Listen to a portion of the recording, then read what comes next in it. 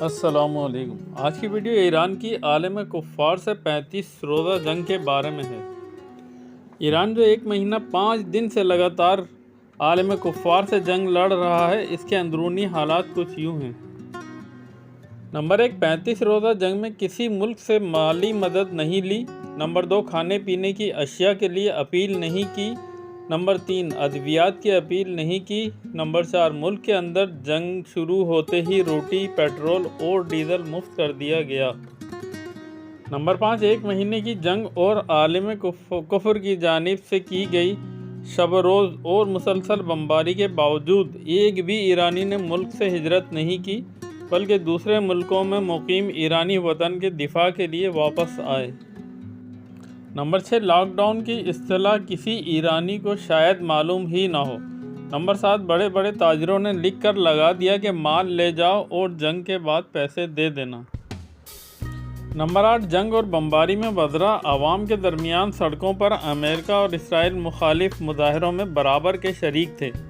Number 9، ایرانی صدر خود شاپنگ مالز پر جا کر ریٹ اور سہولیات چیک کر رہے تھے۔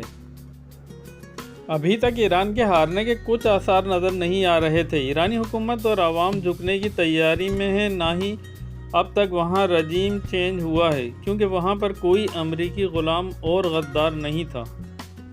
ایران کا بہت زیادہ نقصان ہوا اور ان حملوں میں ایران کے اسپتال، اسکول، یونیورسٹیاں، دوائی بنانے والی کمپنیاں اور ثقافتی ورثے تباہ ہوئے جو کہ جنگی جرائم میں آتے ہیں۔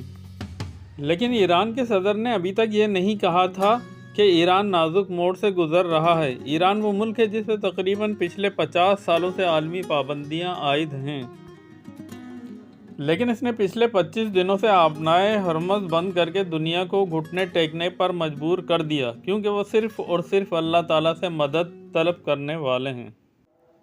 امریکہ اور اسرائیل یا IMF سے نہیں، انہوں نے ثابت کیا کہ جنگیں اعداد و شمار کے بجائے بلند حوصلوں اور جذبہ ایمانی سے جیتی جاتی ہیں۔